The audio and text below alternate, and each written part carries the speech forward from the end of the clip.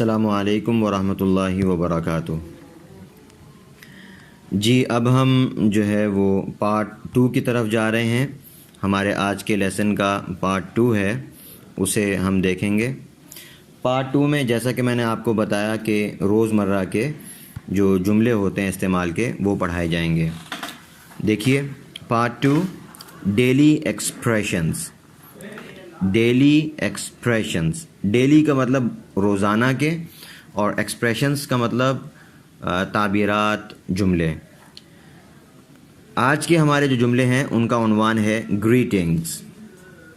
Greetings وہ جملے ہوتے ہیں جو آپ ملاقات کے وقت، جب آپ کسی سے ملتے ہیں، کسی سے ملاقات کر رہے ہوتے ہیں، اس وقت آپ جو جملے بولتے ہیں ان کو گریٹنگز کہا جاتا ہے۔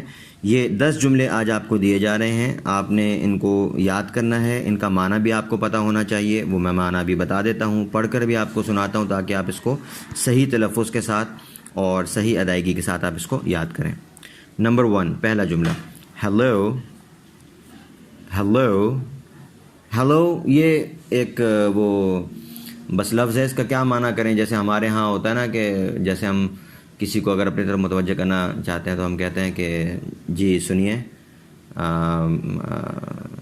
مثلاً اسی طرح ہم بولتے ہیں کہ سنیے گا، بات سنیے بھائی صاحب، یا اس طرح کا ہم کوئی لفظ ایسے بول کے کسی کو اپنی طرف متوجہ کرتے ہیں۔ تو جو ہیلو کا لفظ ہے یہ گفتگو شروع کرنے کے لیے اور کسی کو اپنی طرف متوجہ کرنے کے لیے ہوتا ہے۔ نمبر 2، ہائی، ہے، ہے مین۔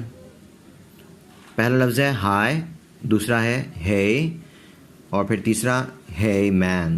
صحیح ہے، ہائی، ہے مین۔ یہ ہائی، ہے اور ہے مین، یہ تینوں جو تعبیرات ہیں یہ الگ الگ ہیں، تینوں ایک ساتھ نہیں بولنی۔ یا ہائی بولیں آپ، یا ہے بول سکتے ہیں، یا ہے مین بول سکتے ہیں۔ یہ جو تینوں تعبیرات آپ کو دوسرے نمبر پر جو دی ہیں یہ غیر جو ہے رسمی جملے ہیں، بے تکلف انداز میں، جس سے آپ بات کر رہے ہوں تو کسی کو بلانا ہو، دور سے اشارہ کر کے ہاتھ سے آپ کہتے ہیں ہائے، صحیح ہے۔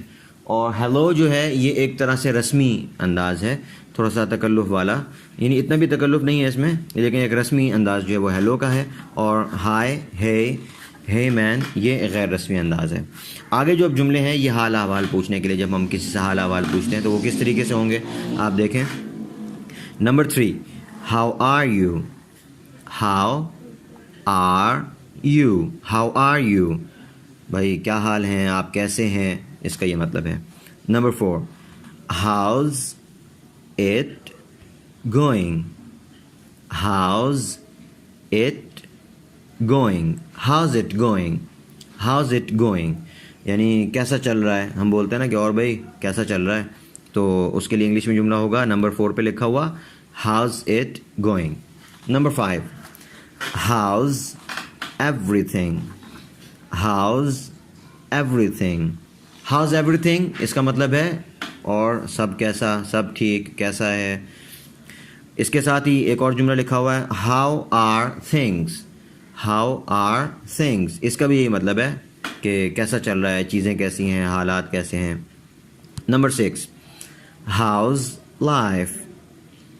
ہاؤز لائف، زندگی کیسی چل رہی ہے۔ اسی طرح آگے جملہ ہے ہاؤز دا فیملی۔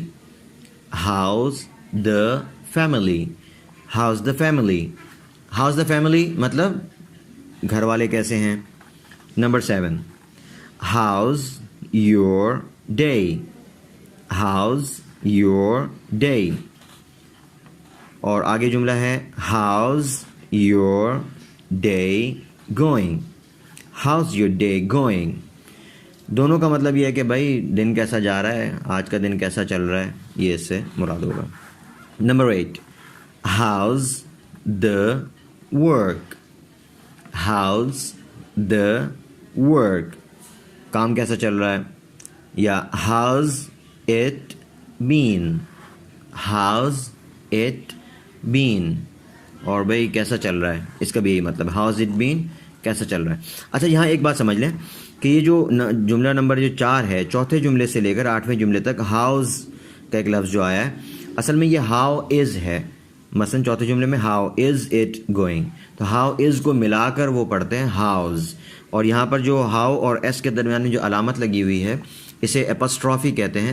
اپوسٹرافی یہی بتانے کے لیے آتی ہے کہ یہاں پر کچھ حروف کو حذف کر دیا ہے اور باقی الفاظ کو ملا کر، کوئی دو لفظوں کو ملا کر مختصر کر دیا گیا ہے، ٹھیک ہے۔